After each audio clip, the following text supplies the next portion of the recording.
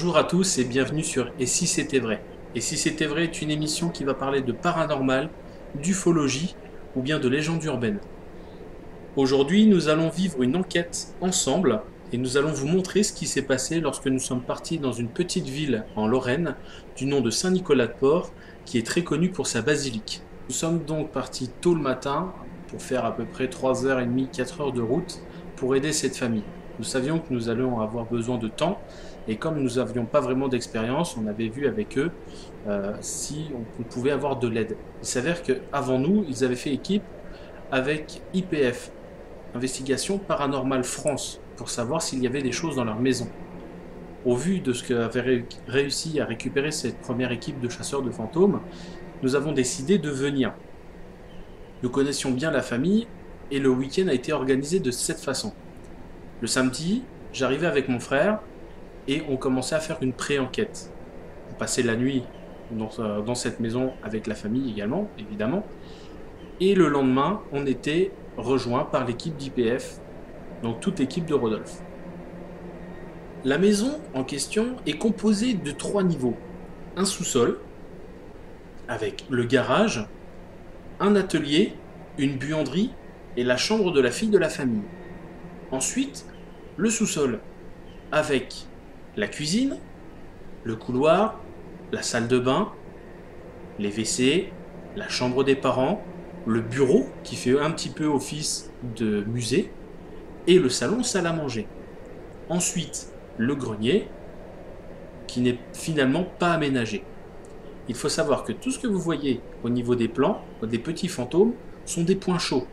À chaque point chaud, il y a eu un témoignage d'une personne différente, ça peut être de la famille ou autre, qui ont témoigné qu'ils avaient ressenti un malaise ou un témoignage visuel, auditif également. Mon premier réflexe en arrivant sur les lieux était de vérifier toutes les installations électriques, grâce à un détecteur de champs électromagnétiques. Pourquoi? C'est très simple. Il s'avère que si une installation électrique est mal faite, le champ électromagnétique peut être tellement fort qu'il peut engendrer des hallucinations, des maladies, voire bien pire. Il était important pour nous de savoir si l'endroit était sain, pour savoir si la famille n'avait pas eu des hallucinations causées par quelque chose de connu. Le propriétaire des lieux est un grand passionné et collectionneur de tout ce qui touche la Première et Seconde Guerre mondiale. Tout est exposé dans le bureau, qui fait aussi chambre lorsqu'il y a des invités ou des situations de ce genre. Tout de suite, mon frère a été intrigué par cette pièce et a décidé de tester un petit peu le champ électromagnétique de celle-ci. Il a découvert une petite anomalie. Pour plus de sûreté, il a décidé de demander à la famille de couper les plombs et de demander comment était fait le mur de la maison. Ce que vous allez voir est très particulier. Il faut savoir que tout est coupé, il n'y a pas de courant et il n'y a pas de gaine électrique qui passe dans le mur que vous allez voir. Regardez bien.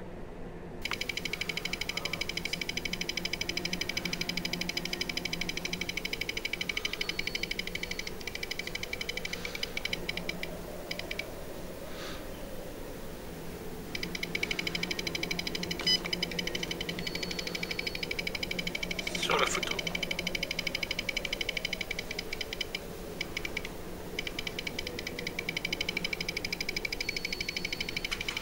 La photo émet un champ électromagnétique. Incompréhensible. Le cadre n'est pas métallique, il n'y a pas de possibilité de charge électrique. Je vous avoue que ça, c'est quelque chose qui nous laisse un petit peu sans voix. À côté de ça, on a été tellement emballés par ce petit événement que nous avons décidé directement d'aller dans un des endroits les plus chauds de la maison, c'est-à-dire l'atelier, puisqu'en fait le sentiment de malaise est permanent. Euh, Apparemment, une ombre grandissante apparaît à n'importe quel moment de la journée à cet endroit-là, et la température baisse assez brutalement. Regardez bien ce qui va se passer, encore une fois, avec le détecteur de champs électromagnétiques. Des petits... Hop, t'entends?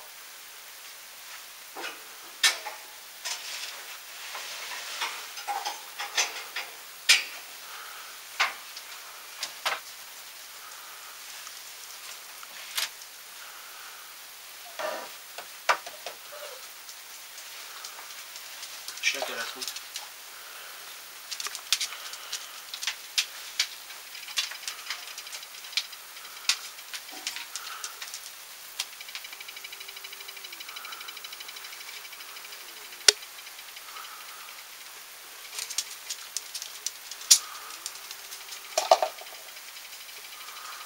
La voiture. Il n'y a pas de batterie, il n'y a rien. Ah bon?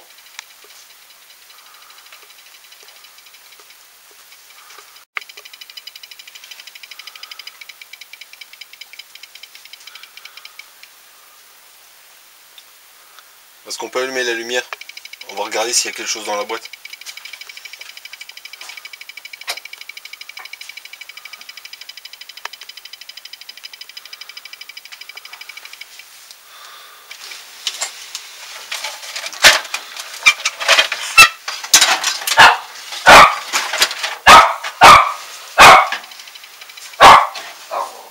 Il réagit bizarrement, tiens, viens voir. Je lui fais rien. Il n'y a plus rien. Vas-y, ouvre voir d'abord le... Qu'est-ce qu'il t'a fait, moi?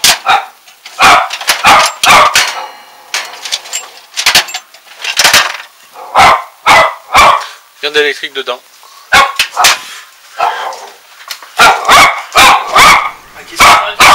Sans parler de la réaction du chien qui était plutôt bizarre, puisqu'il me connaît bien, le phénomène électrique dans la boîte à outils n'est pas vraiment compréhensible. Pas de batterie, il n'y a pas de prise à l'intérieur, il n'y a pas de pile, il n'y a pas quelque chose qui pourrait permettre en fait à cette boîte de fournir de l'électricité. Et c'est vrai que ce qui est un petit peu dommage, c'est que peu après avoir coupé la caméra, la température avait chuté. Et ça, malheureusement, je ne peux pas vous fournir la preuve. Donc, on va passer à côté. Une fois qu'on a vu tout ça, on a décidé d'avoir la maison un petit peu pour nous. On s'était mis d'accord avec les propriétaires. Et en fait, nous avons tous déserté la maison pendant 3 heures et placé des caméras dans le salon, la salle à manger et la pièce qui fait musée, le bureau. Regardez bien ce que nous avons réussi à avoir. Ça peut paraître long, il faut bien regarder, mais je vais vous aider un petit peu et c'est intéressant. Regardez bien.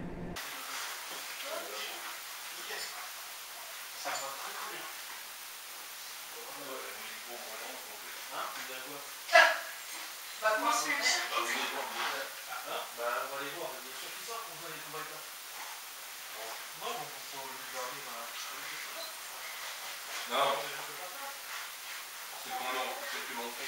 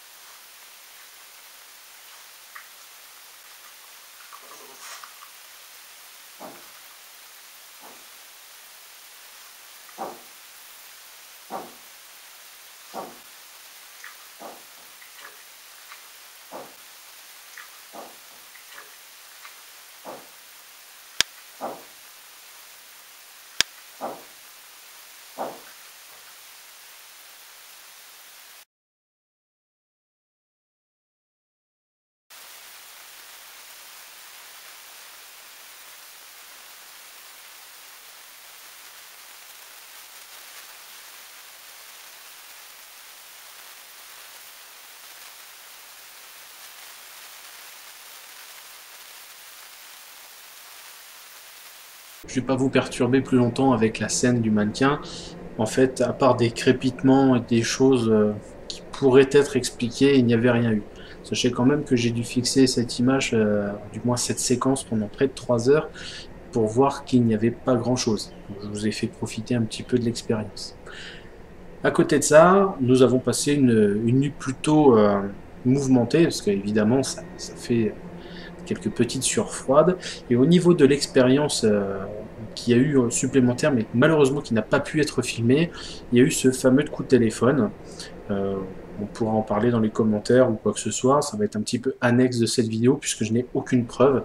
Sachez juste qu'un ami de la famille est médium, on rencontrera dans une prochaine vidéo, mais que la conversation avec ce médium était plutôt intéressante et qu'il a su que mon frère et moi étions sur place alors que nous avions prévenu personne et que le maître de maison ne l'avait pas prévenu non plus. Voilà, donc ça c'était la petite anecdote. Au matin, on savait que IPF allait arriver et on avait décidé de se préparer. Donc on s'est nettoyé, voilà tout ce qu'il y avait de plus normal, quoi. Je veux dire, le matin on se lève, on se lave. Et pour le maître de maison, ça s'est pas passé comme prévu, regardez bien. Donc voilà, après une nuit de sommeil, sans que Sylvain n'ait senti quoi que ce soit, des marques des griffures sur tout son dos. Donc je sors de la douche, donc après. Ouais, mais enfin, je veux dire, les marques. Tu peux sortir de la douche, à mon avis. Ou alors t'aimes te frotter fort, quoi. En tout cas, voilà, je pense que c'était pertinent de le montrer. Sachant qu'on a bien titillé les choses hier. Après s'être préparé, j'ai demandé tout simplement à mon frère une petite réaction à chaud. Parce que c'est vrai que quand on était dedans, c'était quand même plus pratique de savoir la réaction sur le moment. Donc voilà la réaction de mon frère au petit matin. Donc, Tom, tu vas me donner tes premières impressions par rapport à cette première journée avant que l'équipe d'IPF arrive. Donc on a filmé plusieurs endroits dans la maison. Il y a eu quelques bruits. Personnellement, je trouve qu'il n'y a rien de probant à pouvoir en parler. On n'a pas la preuve irréfutable, etc. Mais il y a trop de bruits différents pour dire qu'il n'y a rien non plus. Donc j'ai encore un petit peu mitigé. Hein. Mais j'ai pas encore la preuve que je cherchais. Ouais, en sachant que tu es quand même très cartésien. Ouais. Mais c'est vrai qu'il y a quand même beaucoup de bruit qu'on n'explique pas forcément et au même endroit, etc. Des bruits quand le détecteur d'ondes magnétiques se met en marche, on entend des bruits en même temps. Pendant un moment, on a une vidéo où le chien commence à pleurer, on entend des bruits, alors qu'il n'y avait plus personne dans la maison. Donc il y a quand même il y a quand même quelque chose, mais voilà, il n'y a pas la preuve flagrante pour moi pour l'instant. Donc là, on attend l'équipe, on va voir ce que ça peut donner, on va voir s'ils peuvent avoir un autre point, un autre avis là-dessus. Et donc j'attends de voir ça quand même avec impatience. Ok. C'est à ce moment que l'équipe d'IPF est arrivée. Et c'est surtout à ce moment-là qu'on s'est rendu compte qu'on était vraiment des débutants. Quand on a vu leur matériel et tout ça, on est resté quand même assez bouche bée. Ce qui était génial, c'est que Rodolphe et son équipe nous ont permis d'apprendre beaucoup de choses et nous ont montré pas mal de techniques différentes. Ils utilisent par exemple un stylo laser qui permet de quadriller un endroit, donc ça fait plein de petits points lumineux, ce qui fait que s'il y avait quelque chose qui devait passer, bah, automatiquement les points bougeraient. Ça peut paraître anodin, mais c'est des petits trucs, on y pense une fois qu'on a eu l'expérience devant soi. Ils nous ont expliqué aussi comment faire une bonne séance de PVE, par exemple en enregistrant avec un petit micro. Je vais vous le montrer, hein, un petit micro comme ça. Ça permet en fait de faire, d'entendre les voix qui pourraient chuchoter à travers la pièce et donner des réponses qui pourraient venir de l'au-delà. À côté de ça, ça nous a permis aussi de voir leur matériel. Donc, ils viennent avec des ordinateurs, des caméras qui permettent de bouger à distance pour pouvoir ne pas polluer la zone, et puis un savoir-faire qu'ils ont eu avec les années. Donc, je vais vous montrer ce qu'ils ont vécu, ce qu'ils nous ont appris. Regardez bien, il y a pas mal de choses très intéressantes, pas forcément en tant que paranormal en soi tout de suite, mais sur les techniques qui sont vraiment très bonnes à apprendre si vous voulez devenir un futur chasseur de fantômes. Regardez bien. On a cours de maintien en bas. Ok, ça marche. Alors.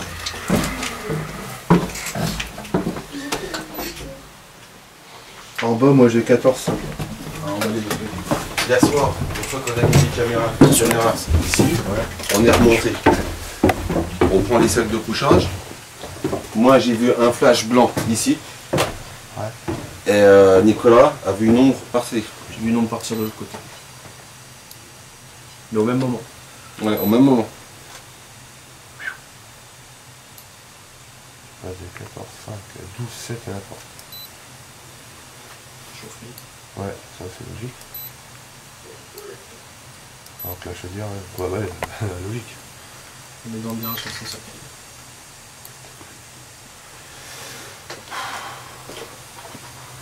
On va obligatoirement.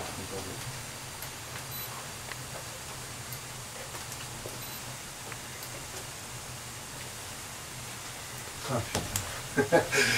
J'adore tes mannequins, c'est Michel. Wow.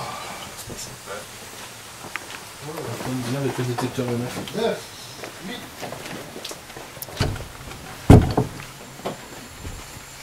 C'est une caillette bien sévère quand même.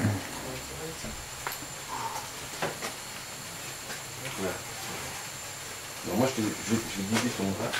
C'est le coin là que je veux pas. Là-bas on est à 10.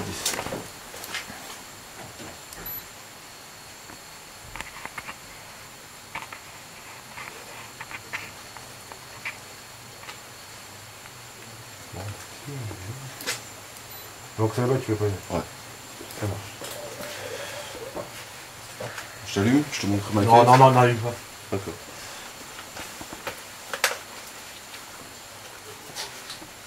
Et tu vois, à un point que je stoppe tout ici T'as un maintenant. night shot là, c'est ça? Ouais. Ok, ça marche.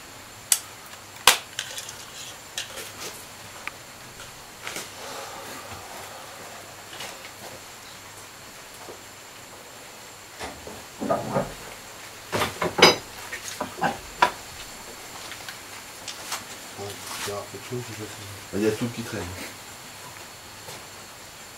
T'as un passage là-haut? Ouais. Fais gaffe, il y a une ferraille par terre. Ouais. Wow, j'ai trouvé.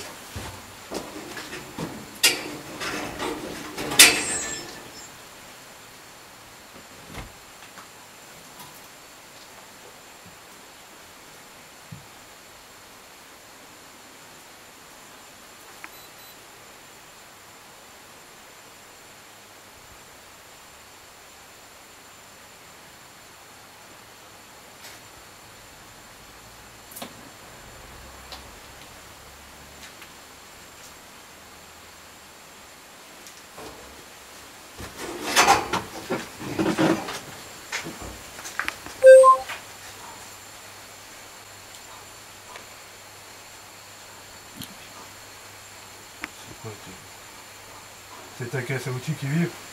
Non, c'est mes tortues. Hein? Les tortues. tortue. C'est des tortues là. J'ai une orbe qui est passée. Ils sont... Mais non, c'est pas des tortues. Peu importe. Non, Ah non, c'est des Non, mais là, je te parlais là. non, mais ça correspend avec... C'est ta caisse à outils là. Ouais. Ouais, bah c'est celle qui vient de biper. Elle vient de biper. D'accord. Ça, je te parle de ta caisse à outils. Oui, excuse-moi. C'est quoi cette idée? C'est pas possible.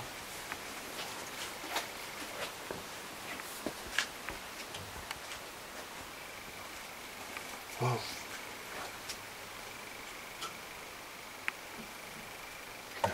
T'as déjà vu ça toi? Ah, je suis ici.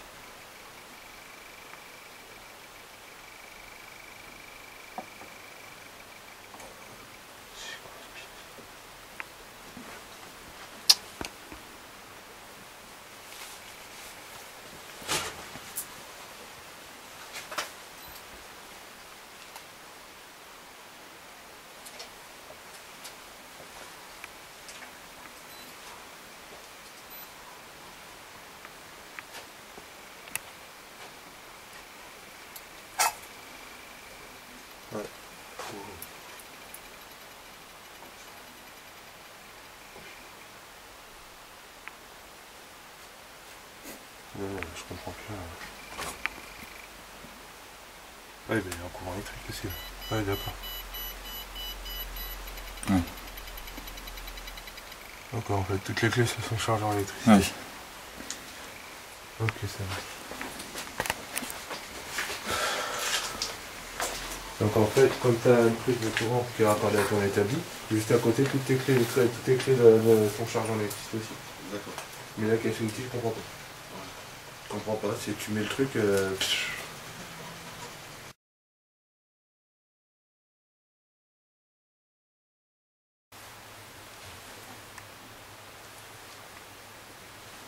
Si oui, pourquoi?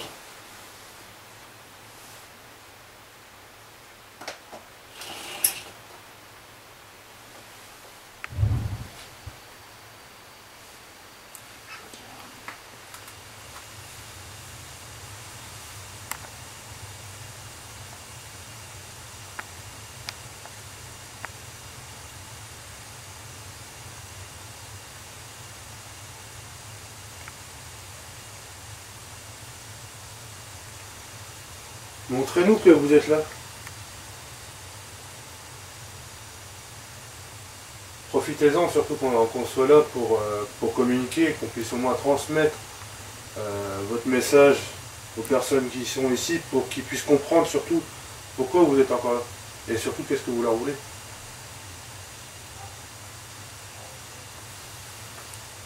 On est venu là en ami, on vous veut pas de mal. Hein.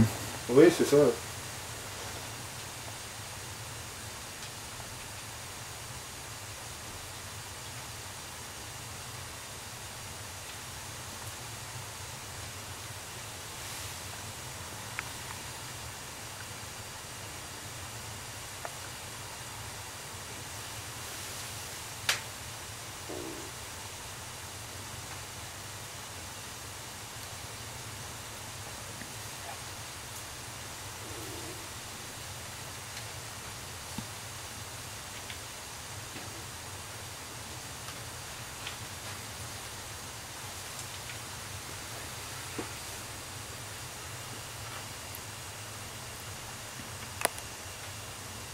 Qu'est-ce que vous souhaitez faire comprendre aux personnes qui sont ici en vous manifestant comme ça, en faisant des bruits, ou des murmures, ou des trucs comme ça?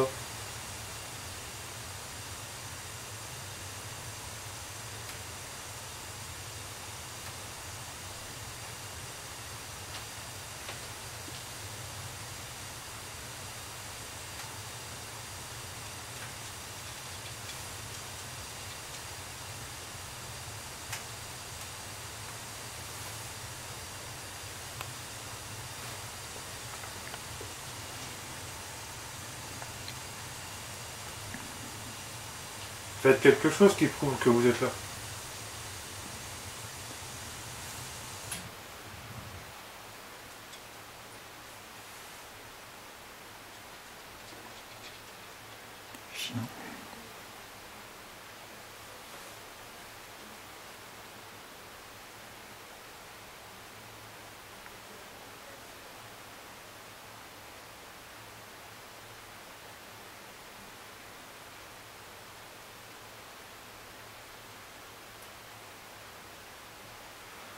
Là, c'est l'arrêté libre.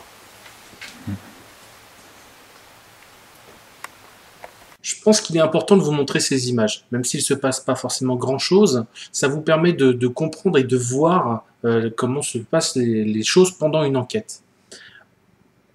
Allez, je vous connais maintenant, je sais ce que vous voulez voir. Regardez bien ce qui va se passer maintenant.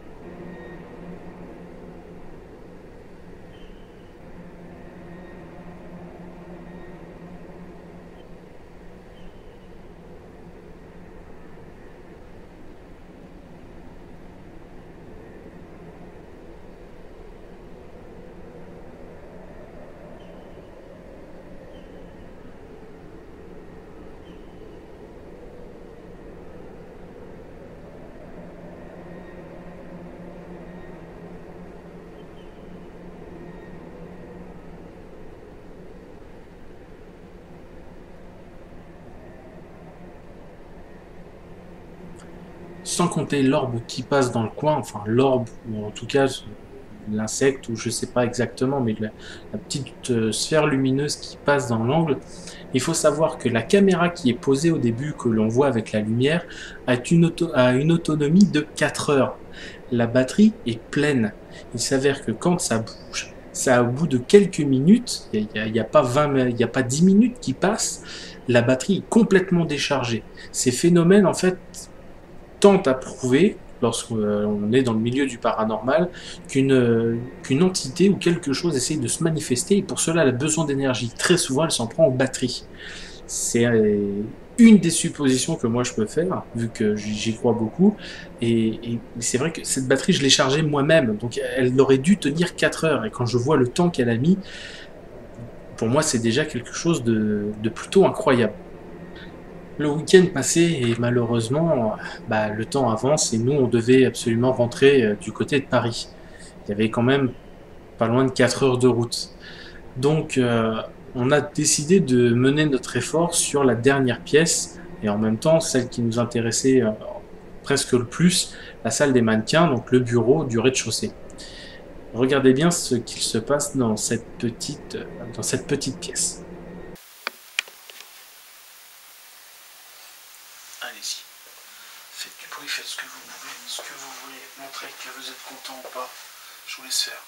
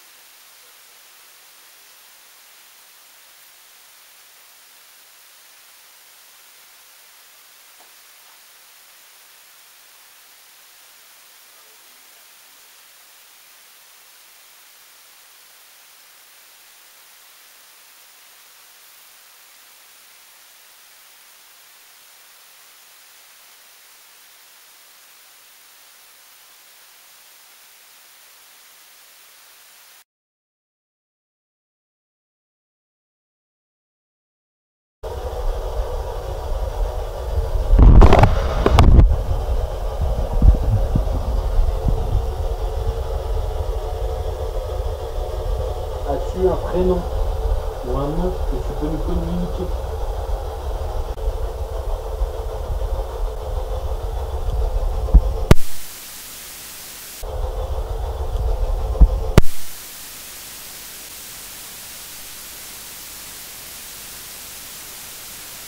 Après ça, il était temps pour nous de dire au revoir à la famille et à toute l'équipe d'IPF et de les remercier évidemment pour tout ce qui avait été accompli. Mais pas sans donner mon opinion à chaud avant de partir. Bon, bah alors, le bilan pour la deuxième journée, c'est moi qui vais m'y coller. Bon, c'était une journée très enrichissante au niveau des techniques utilisées. On a pu rencontrer l'équipe d'IPF, donc les Investigations Paranormales France.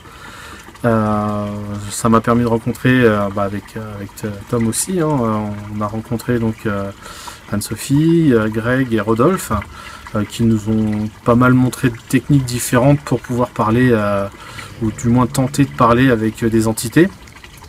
On a eu pas mal de choses, des heures de vidéo encore à analyser, on va voir s'il y a des voix, des choses comme ça.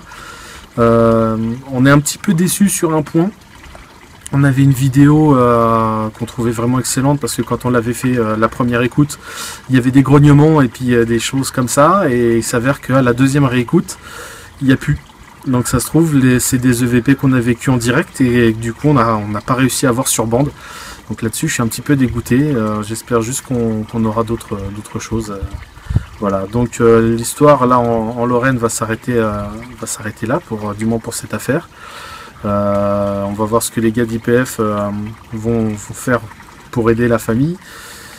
Pour ma part, il y a quelque chose, mais bon, je suis moins cartésien que mon frère, donc voilà. Moi, je dirais que c'est hanté, mais que c'est difficile d'avoir des preuves. Voilà pour ma conclusion. Nous avons donc ensuite pris la route sur Paris pour pouvoir analyser toutes nos images, revivre un petit peu toute cette expérience dans un coin plus posé. Et Rodolphe m'a appelé quelques jours plus tard en me disant « Écoute, j'ai quelque chose à te montrer, c'est assez dingue, il faut absolument que tu regardes ça. » Et je vais partager ce petit final avec vous. Regardez bien.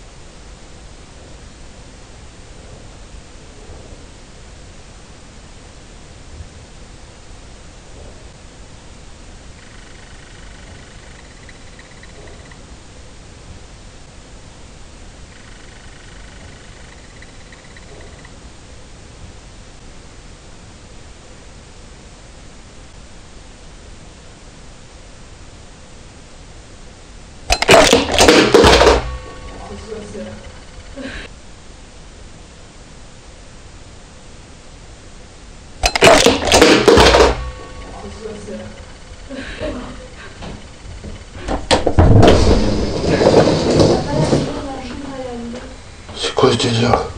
C'est quoi, comment on entend un peu comme ça?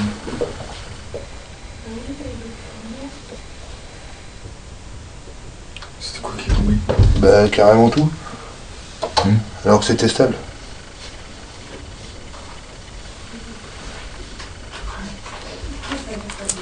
Mais sérieux? Putain, la caméra, tout.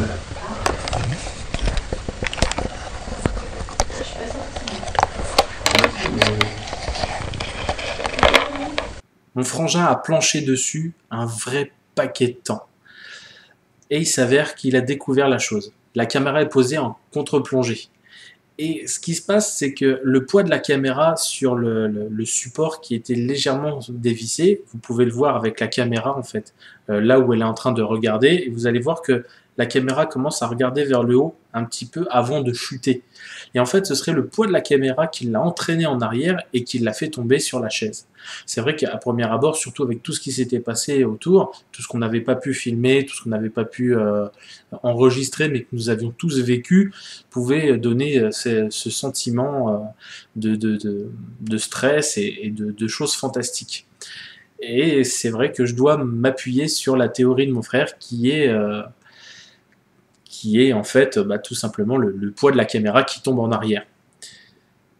C'est là-dessus que nous allons se quitter. J'espère que cette vidéo vous aura plu, que nous avons partagé correctement cette expérience.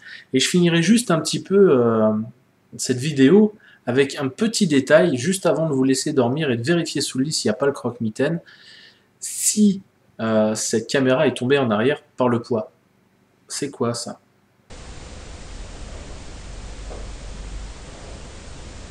En tout cas, je vous dis à très bientôt et on va retourner forcément dans cette maison. Il y a beaucoup de choses à voir. Allez, ciao tout le monde!